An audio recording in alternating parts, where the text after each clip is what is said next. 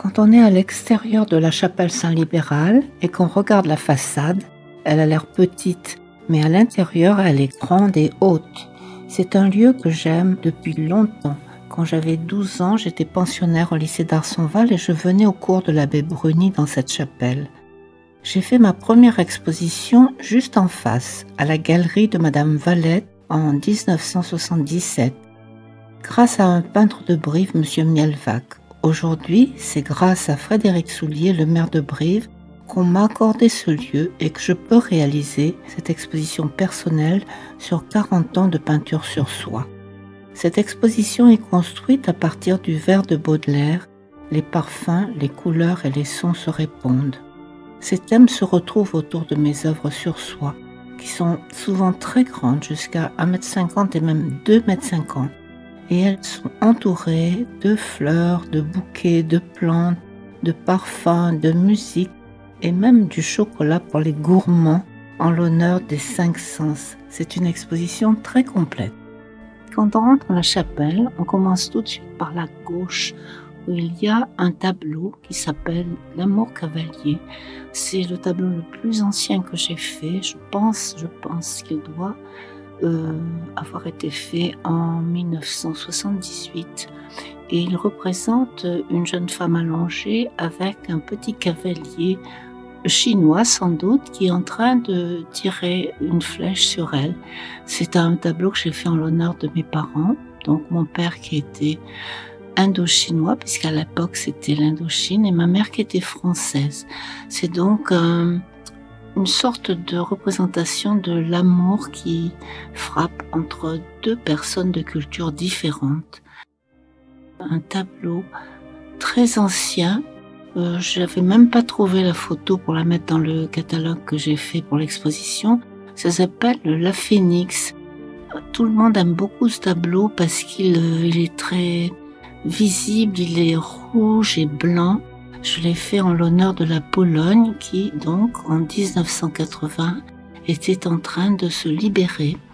Et ça représente une femme qui est repliée sur elle-même et puis qui s'épanouit comme la phénix qui renaît de ses cendres. C'est donc un tableau en l'honneur de la libération de la Pologne. Et à partir de ce tableau-là, j'ai fait des très nombreux salons au Grand Palais, le Salon national des beaux-arts, le Salon des indépendants, Comparaison, Salon du dessin. Et celui-là, je le dis parce que c'est important de reconnaître les échecs. C'est le premier tableau que j'ai présenté dans un grand salon et c'est le seul qui a été refusé. Donc c'est bien aussi de parler de ce qui n'a pas marché. Ce tableau s'appelle Lilith. Il est dans des couleurs de rouge que j'adore. Et c'est un tableau que je tiens beaucoup.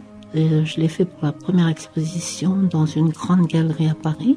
Il représente un mythe très ancien parce que Lilith aurait été la première femme d'Adam qui s'est révoltée contre Dieu, qui est devenu un démon de la nuit. On dit qu'elle enlevait les enfants des femmes en couche, mais c'est également celle qui en donnait aux femmes qui n'en avaient pas. Et sur mon tableau, on la représente assise sur un animal à 3 têtes et elle est accompagnée dans son vol par 2 petits-enfants et des petits monstres qui tiennent son manteau. Je l'aime particulièrement parce que je voulais la garder pour moi et en fait, comme elle a été achetée, j'ai dit à la personne quand vous n'en voudrez plus, je suis prête à la racheter. Ma chère Lilith, c'est donc pour ça qu'elle est ici dans cette exposition. La chute de Phaéton. C'est un tableau que j'ai pratiquement toujours eu sous les yeux parce que je l'aimais, il était très clair, il était petit et il représente un moment de la mythologie puisque moi c'est la mythologie qui m'intéresse essentiellement et il représente la chute de Phaéton. Phaéton, c'était le fils d'Apollon, le dieu du soleil. Le dieu du soleil faisait traverser tous les jours le soleil sur un char tiré par 4 chevaux blancs. Or, son fils Phaéton, pour se faire bien reconnaître en tant que son fils, a demandé à conduire ce char. Et comme il était beaucoup trop jeune, il a fait un peu n'importe quoi. Il est allé trop près de la terre, il a brûlé les récoltes, il a asséché l'eau des rivières, si bien que c'était un désastre et Zeus a été obligé de le foudroyer. Et quand il est mort, ses sœurs, qui étaient très tristes et qui pleuraient beaucoup, ont été transformées en peupliers. Ce sont deux lithographies qui parlent de la maternité. Je n'ai plus aucun tableau de cette époque, donc j'ai mis des lithographies, mais elles représentent quelque chose qui m'a toujours beaucoup intéressée, c'est-à-dire les rapports mère-enfant. Dans le premier tableau, on voit un enfant dans les bras de sa mère contre elle, vraiment blotti comme est le tout petit nourrisson qui vient d'arriver dans le monde. Et autour, il y a un grand signe qui protège le couple mère-enfant de ses ailes.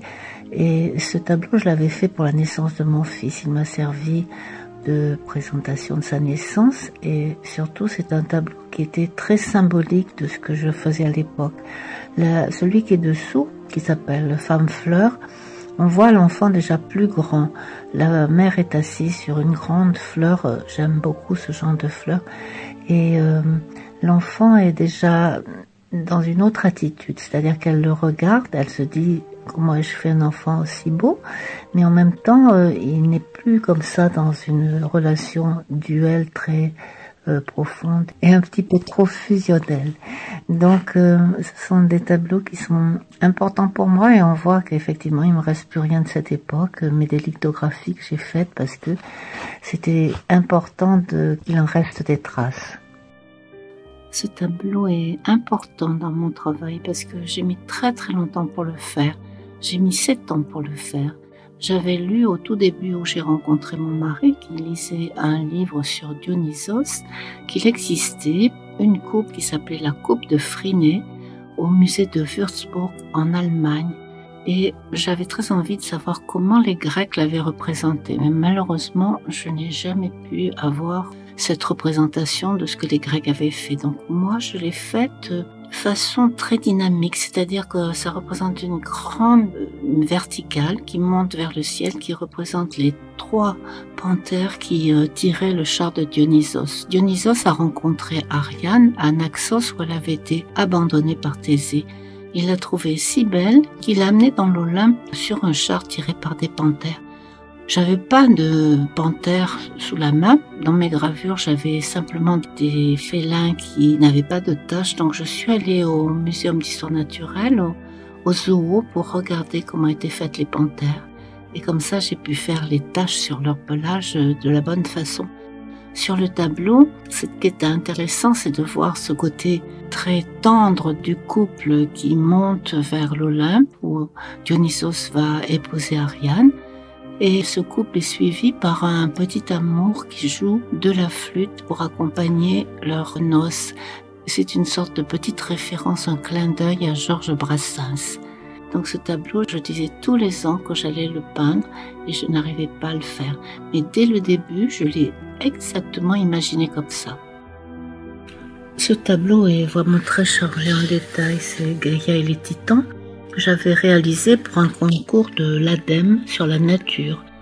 Donc on représente son union avec Ouranos, qui l'a regardé dormir et qui a laissé tomber l'eau du ciel, et par ses fentes ont surgi les montagnes, la terre, les arbres, les animaux, et entre autres les titans qui s'agitent sous la terre.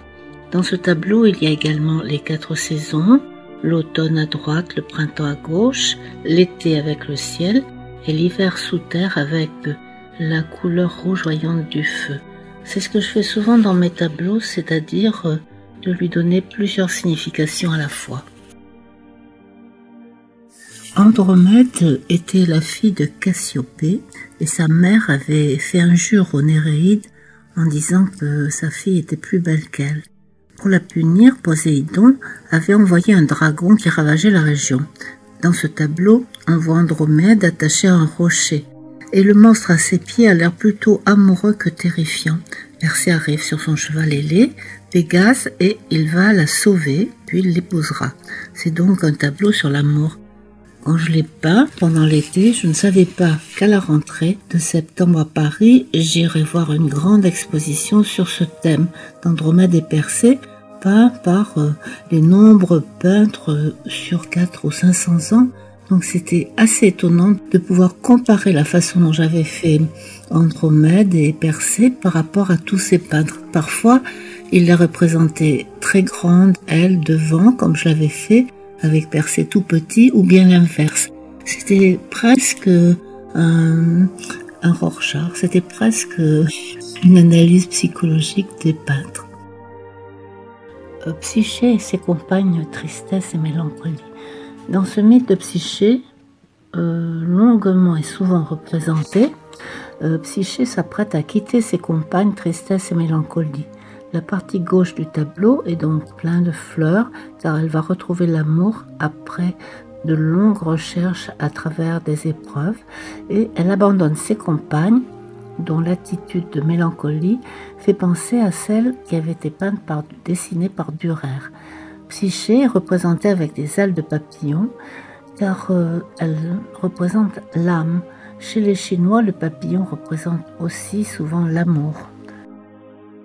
Pour sauver des jeunes gens qui étaient livrés chaque année au Minotaure, un monstre à tête de taureau, Thésée part dans le labyrinthe en tenant un fil que lui a donné Ariane, la fille du roi, pour lui permettre de ressortir de ce labyrinthe qui était inviolable et dont jamais personne ne ressortait vivant. Comme il était très difficile de faire un labyrinthe qui soit esthétique, j'ai utilisé une affiche que j'avais trouvée au musée Guimet où il venait d'y avoir une exposition sur les mandalas tibétains.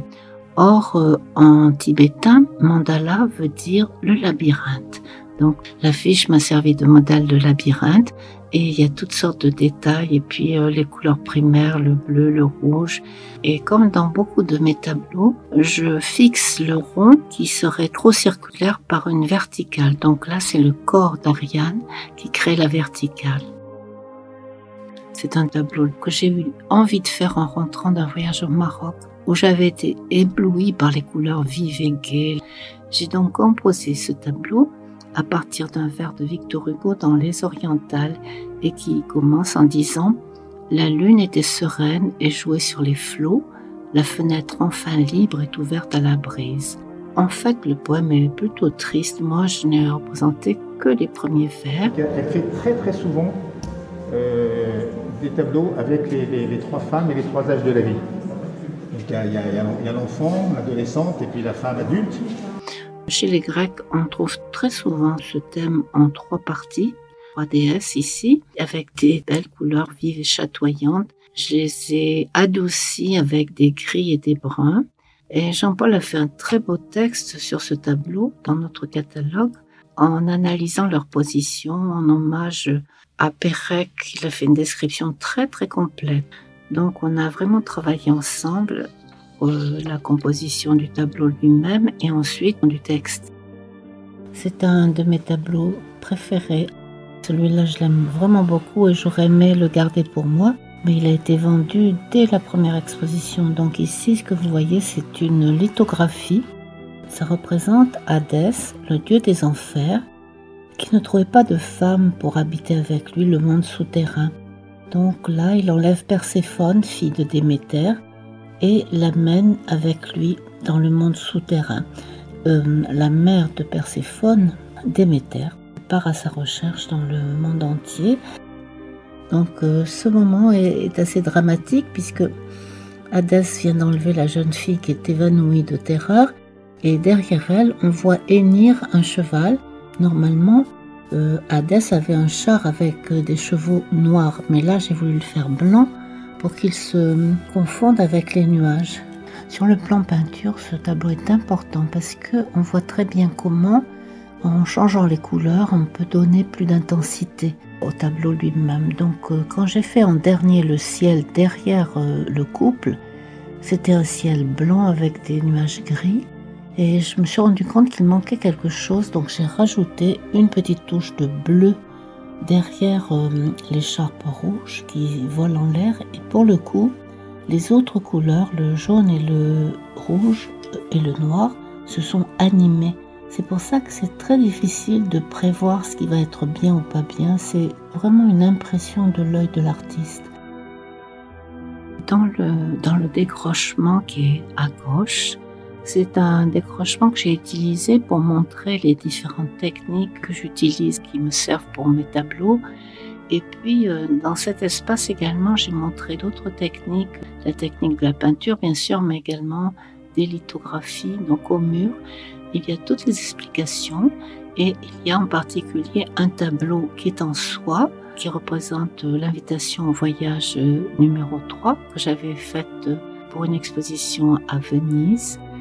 Et j'ai montré d'autres lithographies, par exemple le fil de soie, qui représente l'histoire du fil de soie, c'est-à-dire l'impératrice de Chine tirant de sa tasse de thé brûlant un fil qui est tombé, un cocon étant tombé dans sa tasse de thé, elle a tiré le premier fil de soie. Donc tout cet espace est consacré à la soie et il y a un très grand document qui occupe tout un mur qui montre mes rapports avec la soie, surtout à partir d'une des premières expositions que j'ai faites en 93 au musée Labinche et où j'ai pu rencontrer Fan Li-Fabre qui m'a présenté ensuite à ses amis chinois, si bien que j'ai fait une exposition en Chine plus tard, au musée de Shanghai, au musée de l'histoire de la ville de Shanghai.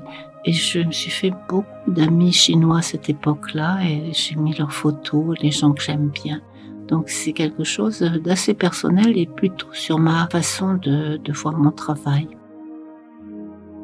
Dans le chœur, il y a des tableaux, je ne sais pas si on en a une représentation, mais pour moi c'était assez important. Ça représente un poème de Mallarmé, poème de jeunesse où il est très très compréhensible, alors que des fois après j'ai eu du mal à pénétrer dans ces poèmes. C'était un triptyque et je n'ai conservé en soi que celui qui représente le premier vers du poème, qui dit « La lune s'attristait, des séraphins en pleurs, rêvant, l'archer au doigt dans le calme des fleurs vaporeuses, tirées de mourantes violes, de blancs sanglots glissant sur l'azur des corolles. » Donc là, c'est un tableau original en soi. Et après, il y avait un autre tableau que je n'ai plus. Et puis, le troisième non plus, mais ça, c'est une lithographie. Et le poème est toujours très joli, qui dit « Et j'ai cru voir la fée au chapeau de clarté, qui jadis, sur mes beaux sommeils d'enfant gâté, passait, laissant toujours de ses mains mal fermées, neiger de blancs bouquets d'étoiles parfumées. » Les trois autres grands tableaux sont présentés par mon mari Jean-Paul et c'est les plus importants de cette exposition. C'est pour ça que je les ai mis dans le chœur. Anne Lannes a placé ces trois tableaux au centre de son exposition, dans le chœur de la chapelle. Le premier, à gauche, s'appelle « La naissance du monde 1 » et représente un mythe grec, le mythe orphique de la naissance du monde.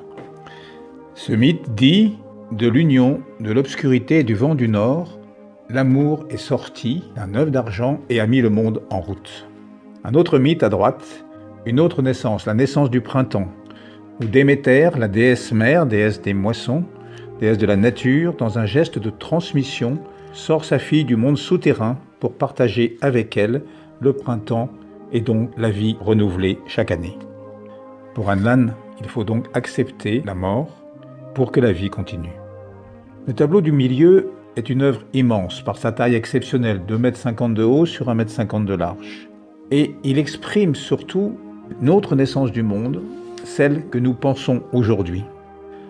En haut, le couple primitif dans une sorte de jardin d'Éden, la nature, entourée de toutes sortes de fleurs comme celles qu'Anne Lannes cueillait dans son jardin autour de l'atelier. En bas, une représentation de l'univers tel que l'astronomie nous en fait l'histoire. Et tout autour, enfin, court une frise où de multiples animaux se suivent les uns les autres, tous de la même taille, la libellule voisinant la baleine ou l'éléphant. Pour moi, ces trois œuvres représentent toute l'évolution du travail d'Anne Lannes pendant 40 années, de la mythologie à la poésie, qu'elle n'a jamais abandonnée, jusqu'à la pensée scientifique qui a beaucoup nourri son travail dans les derniers temps de sa vie professionnelle. Tout cet espace, donc, qui est également en décrochement à droite du chœur, est réservé à Jeanne Villepreux-Power.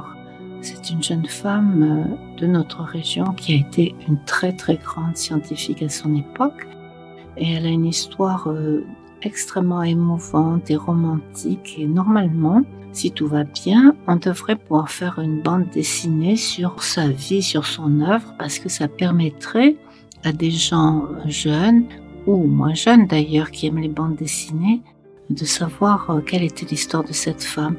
Moi, je l'ai représentée par un tableau en soie, et ici on peut voir également le dessin qui m'a servi pour faire la peinture. Donc c'est intéressant dans la mesure où on voit un dessin préparatoire.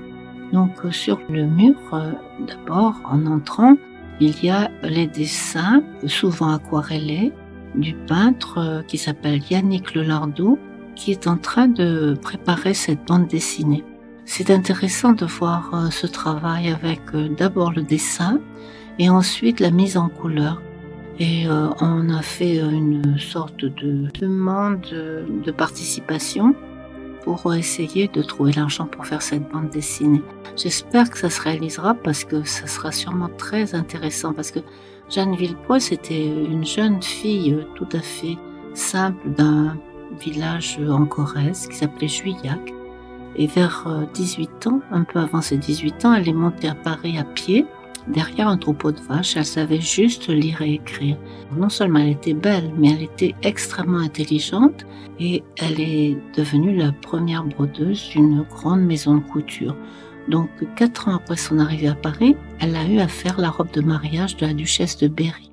Donc la duchesse de Berry épousait un jeune homme qui était le fils du futur Charles X. Jeanne a rencontré lors de ce mariage princier un jeune lord, Sir Power, qu'elle a épousé à Messine en 1818, 2 ans plus tard.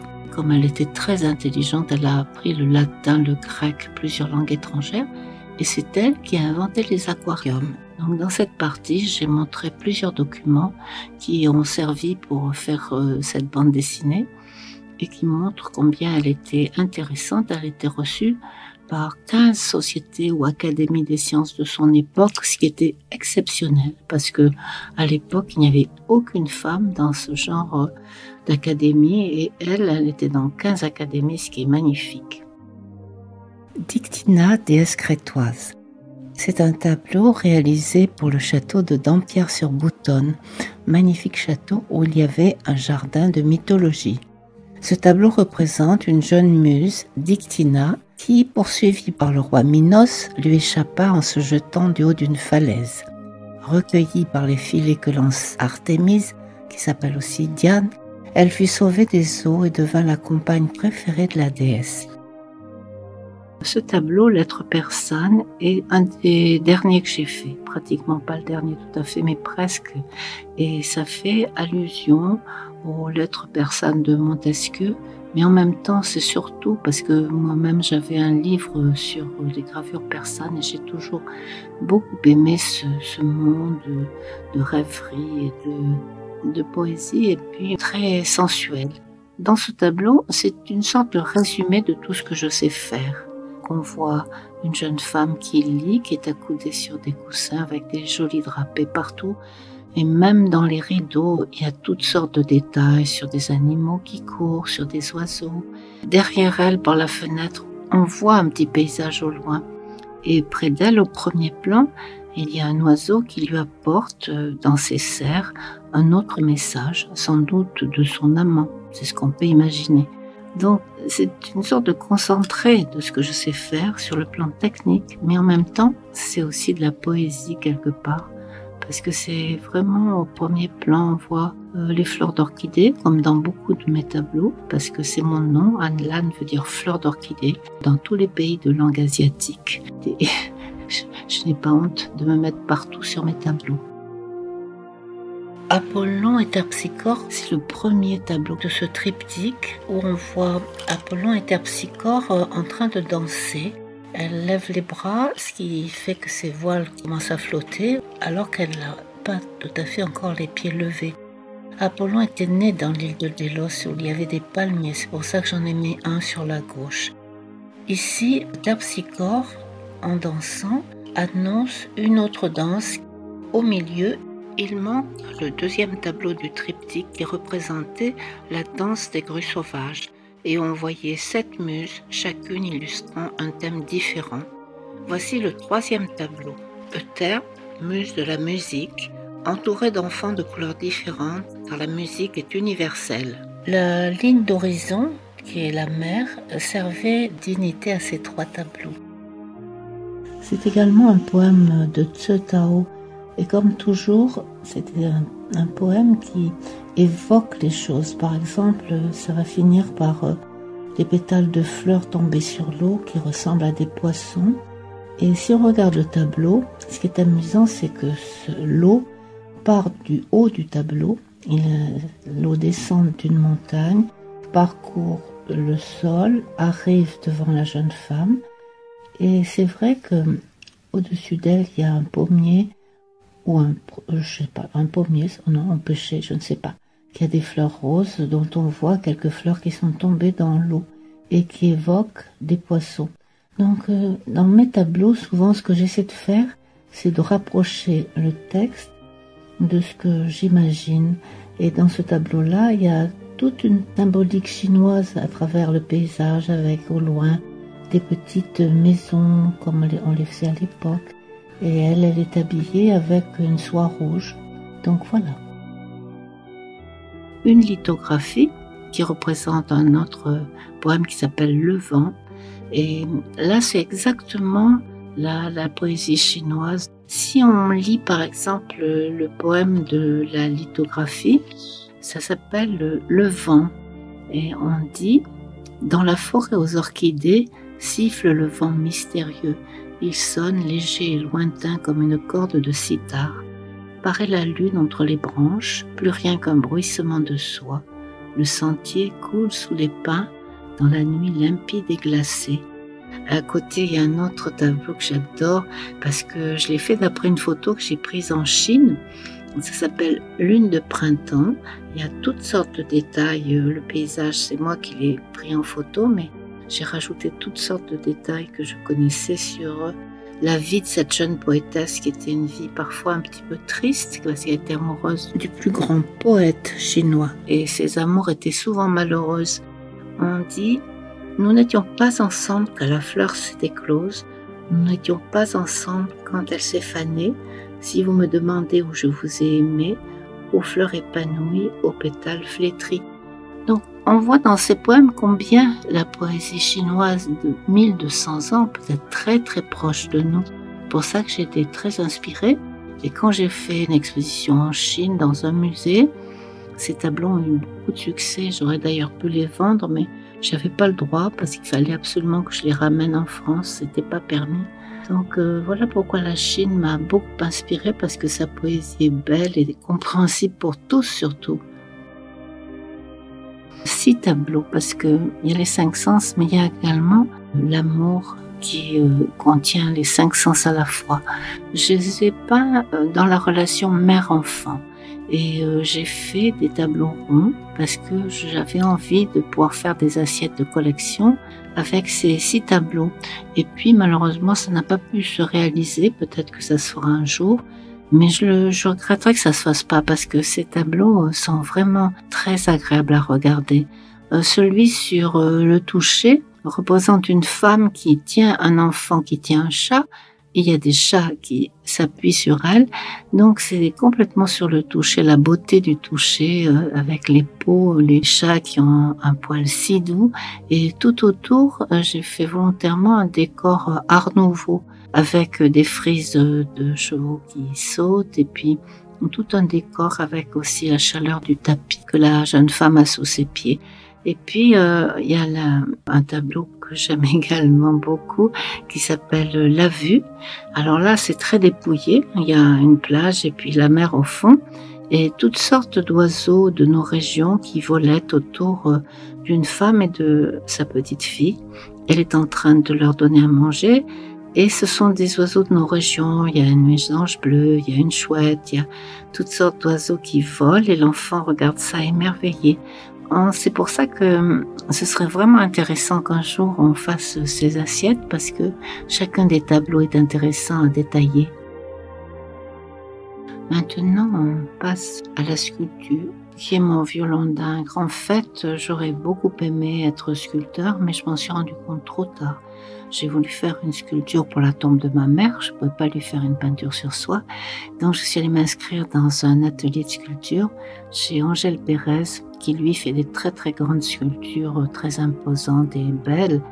Et ça a été un professeur magnifique. Il était vice-président du Salon d'automne et il avait donc des sculptures d'une très grande force.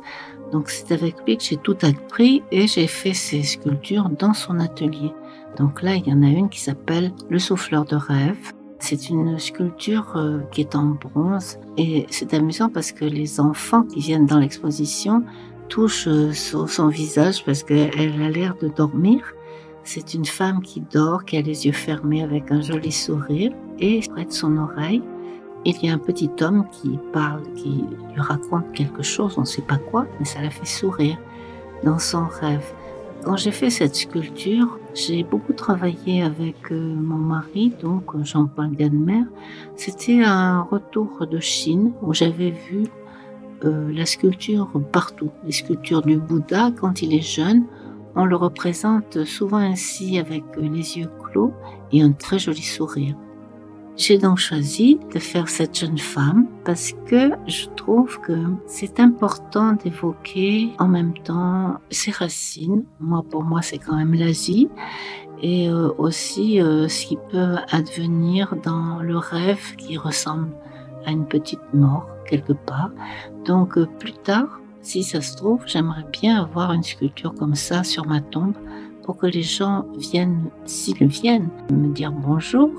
J'adore les cimetières, je trouve que c'est des lieux tellement paisibles et tellement beaux. Et bien comme ça, ils auraient une jolie sculpture à regarder en même temps.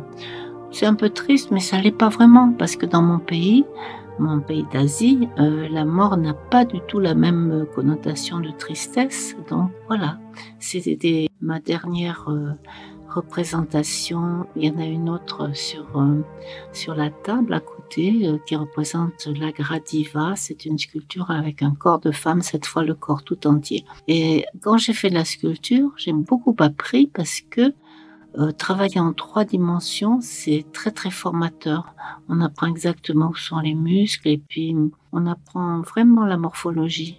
Les cours que j'ai suivis auprès d'Angèle Pérez m'ont été très utiles en me permettant de connaître très bien l'anatomie, ce qui complétait les cours de nu que j'avais suivis au début pendant 1 an avec André Plisson, professeur de dessin à Paris à l'École des Arts Appliqués de la République.